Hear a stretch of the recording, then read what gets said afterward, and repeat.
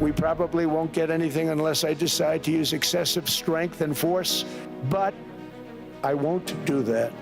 That's probably the biggest statement I made, because people thought I would use force. But I don't have to use force. I don't want to use force. I won't use force. Cette reculade, c'est peut-être le premier signe que la stratégie de Donald Trump a atteint ses limites. Jusqu'à présent, rien ne semblait l'arrêter. Mais le vent est en train de tourner. Ses soutiens désapprouvent sa politique, des investisseurs appellent à liquider leurs actifs américains. Le style Trump ne convainc plus. De plus, ces attaques répétées contre ses alliés fracturent le bloc occidental. C'est pour ça que certains, comme le Canada, préfèrent se tourner vers la Chine, qui devient la seule alternative stable au niveau mondial. Quelle ironie! Donald Trump, qui voulait combattre la Chine expansionniste, est en train de lui offrir le monde sur un plateau. Bienvenue sur Ça coule de source. La stratégie Trump est-elle en train de prendre l'eau? La question peut surprendre. Jusqu'ici, c'est vrai que Trump avançait comme un rouleau compresseur. Un président conquérant, sûr de lui, donnant l'impression de ne jamais reculer, quoi qu'il en coûte. Ces derniers mois, tout semblait lui réussir.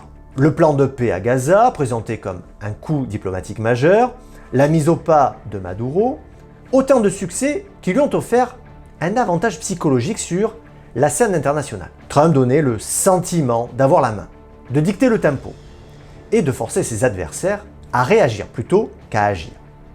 Au point que plus personne n'osait s'opposer à lui. Mais un événement a changé la donne. We need Greenland for national security. And if you take a look at Greenland, you look up and down the coast, you have Russian and Chinese ships all over the place. We need it for national security. We have to have it. Cet épisode sur le Groenland marque une rupture dans l'opinion. Près de 3/4 des Américains désapprouvent l'idée d'utiliser la force militaire pour s'emparer du Groenland. C'est un net désaveu. Et d'ailleurs, 58% des Américains qualifient déjà sa réélection d'échec. Mais alors pourquoi ce changement? Eh bien, ce pas de trop, dirons-nous, est une remise en question de plusieurs dérives autoritaires dans la gestion et du pouvoir et de l'armée. C'est ce que confirme Amnesty International qui tire la sonnette d'alarme dans un rapport. Cette dernière alerte sur la montée des pratiques autoritaires et l'érosion des droits de l'homme aux États-Unis. De nombreux domaines seraient touchés comme la liberté de la presse, la liberté d'expression, la surveillance étatique ou encore le système judiciaire qui serait en danger. Comme le confirme d'ailleurs cette coalition internationale de défense des avocats, qui a élu les États-Unis comme le pays où la justice et les avocats sont le plus en danger. C'est inédit et peu glorieux quand on sait que les pays visés précédemment, c'était l'Iran, la Chine et l'Afghanistan. C'est pour ça que certains experts craignent que les investisseurs fuient les États-Unis, comme George Taravelos par exemple, un responsable de la Deutsche Bank. Ce dernier alerte sur le risque de voir les Européens vendre les 8 000 milliards de dollars de titres financiers américains qu'ils possèdent. Tout ça parce que le contexte politique, économique et social outre-Atlantique est devenu instable. Et dès qu'on parle d'instabilité, les marchés financiers voient rouge. Comme ces deux fonds de pension nordiques, le suédois Alecta et le danois Akademiker Pension, qui ont annoncé avoir vendu leurs bons du Trésor américain. Voici comment ils justifient leur décision. L'incertitude de la politique américaine est un facteur de risque pour la valorisation des actifs. Les fonds expliquent qu'ils ne retirent pas leur capital pour des raisons politiques, mais plus l'imprévisibilité augmente, plus l'environnement devient difficile. D'ailleurs, une nouvelle expression apparaît dans le vocabulaire des décideurs, se dérisquer de l'Amérique. C'est d'autant plus étonnant qu'on employait ce terme avant pour la Chine. Alors pourquoi se détourner de Trump et de l'Amérique, alors que franchement ses premiers résultats jouent plutôt en sa faveur? Croissance meilleure que prévu, plus 4%, inflation inférieure à 3%, salaire en hausse et 10 milliards d'investissements, et 90% de franchissements illégaux en moins. Eh bien, si on prend un peu de recul, il faut se focaliser sur la méthode. Le style Trump, c'est on frappe vite et on frappe fort. Souvenez-vous, dès les 3 premiers jours de son investiture, il avait publié plus de 200 décrets d'urgence pour redresser l'Amérique. Puis par la suite, il avait pris des décisions pour le moins radicales, comme la création du Doge, qui avait licencié plus de 200 000 fonctionnaires.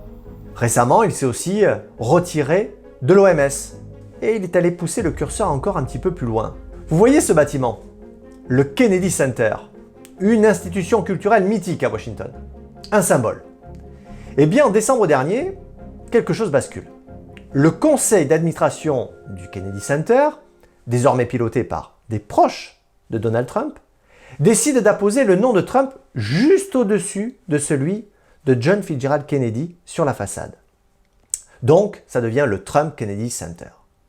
Le message est clair. Il ne s'agit pas seulement de culture, mais de pouvoir. L'opération est présentée comme une manière de réformer une institution jugée trop woke. En réalité, c'est une reprise en main symbolique, presque idéologique, d'un lieu censé dépasser les clivages politiques. Et ce n'est pas un cas isolé. La logique est exactement la même pour celle de son Conseil de la paix, une sorte d'ONU bis, un projet présenté comme international mais qui converge vers un seul point, Donald Trump lui-même.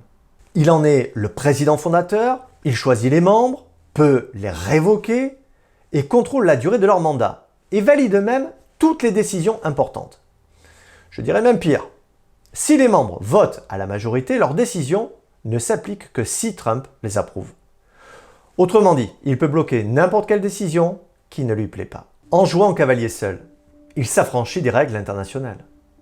Mais il met aussi de côté tous ses alliés historiques, ce qui, évidemment, fragilise l'Occident. Et ça a commencé dès le début de sa mandature.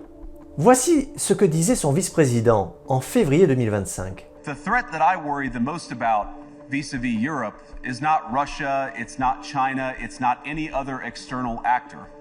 And what I worry about is the threat from within. The retreat of Europe from some of its most fundamental values, values shared with the United States of America. C'est réaffirmé dans un rapport de la NSA qui va encore plus loin. Mais ce déclin économique est éclipsé par la perspective réelle et bien plus brutale d'un effacement civilisationnel. Notre objectif devrait être d'aider l'Europe à corriger sa trajectoire actuelle. La relation a donc changé de nature. Les États-Unis ne coopèrent plus vraiment avec l'Europe, ils la supervisent. On est passé du partenariat à la mise sous tutelle. Et en adoptant cette logique, les États-Unis s'éloignent de la doctrine Monroe qui reposait sur une idée toute simple.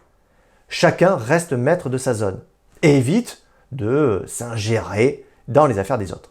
Justement, qu'en pensent les Européens? Eh bien, 83% pensent que la relation se dégrade. Et près de 2/3 des Européens pensent que Trump fragilise l'Occident. Nous rentrons donc dans une nouvelle ère, comme nous le confirme Romuald Siora, directeur de l'Observatoire géostratégique de l'IRIS à New York. Nous sommes dans une ère totalement différente que celle que nous avons connue depuis 80 ans. Donc aujourd'hui, oui, bien évidemment, tout cela se répercute en critiques virulentes à l'égard des États-Unis. Critiques qui peuvent sembler pour l'instant glisser sur Donald Trump et son entourage, mais qui à terme laisseront des traces. Prenons l'international. Le fait que les États-Unis aient quasiment brisé les liens qui les unissaient à leurs principaux alliés de l'OTAN. Ils ont quand même menacé d'annexer par la force le territoire d'un autre pays membre de l'OTAN, ce qui est une première historique dans l'histoire de l'OTAN. L'OTAN aujourd'hui n'existe plus véritablement. L'âme de l'OTAN a disparu. Mais il y a pire. Cette stratégie produit un effet pervers. Ce que vous venez de voir à l'instant n'est que la première partie de la vidéo. Si vous voulez voir la suite de l'analyse la plus sensible, merci de cliquer sur le lien Epoch TV en dessous de la vidéo. On se retrouve là-bas.